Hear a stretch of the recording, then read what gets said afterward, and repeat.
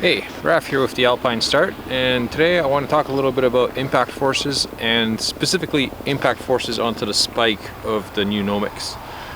There's been quite a lot of internet controversy over the last few days concerning kind of the failures and the design characteristics behind the spike on the Nomic.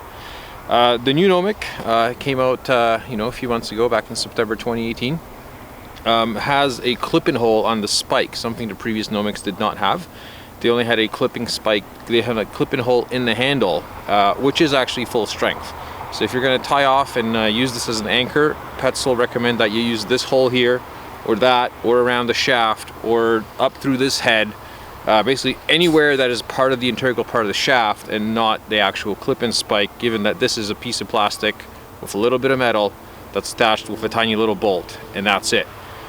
So this little bit is rated at about 150 decanewtons, which is 1.5 kilonewtons, which is about 150 kilograms of force. That's not a lot.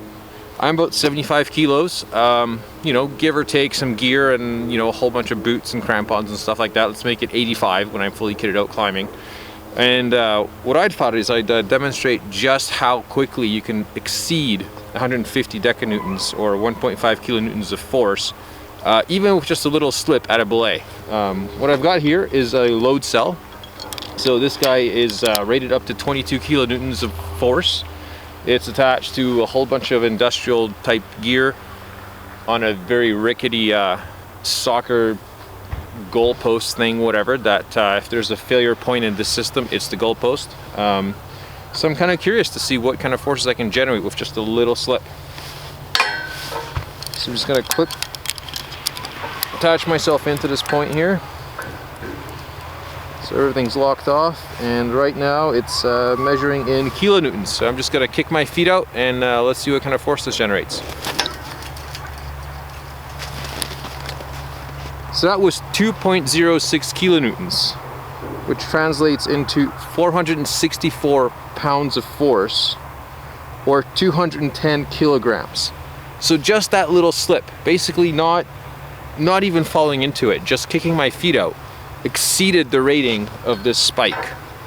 So if you think it's going to hold a fall, you are very, very mistaken. Let's just reset this and see what else I can do here. So we're back into kilonewtons here, and I'm just going to take a little bit of a bigger fall, see if I can maybe double up on the rating of that. So that was 2.24. Let's try it again. Maybe I need a little bit more height.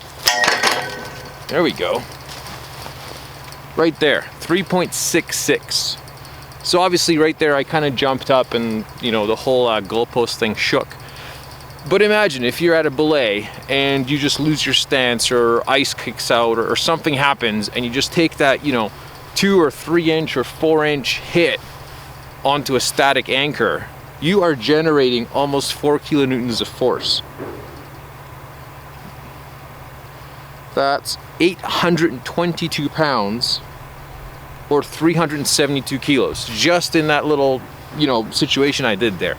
That's massive. Just think about that. That's 3.6 kilonewtons of force. That's incredible. So, to expect this little thing, this little plastic bit, to hold more than its 1.5 kilonewton rating just seems absurd to me. I mean, just don't clip into that. This is a tool retention system, and you can kind of use it in pellet can mode. But again, if you fell on it, I'm quite sure you would generate more force, and it would be enough to actually break this spike. So please, when you're clipping in and you're using the tools as an anchor point, use this big hole here. Throw a sling through it, girth hitch it, clip into that. Don't use these little guys.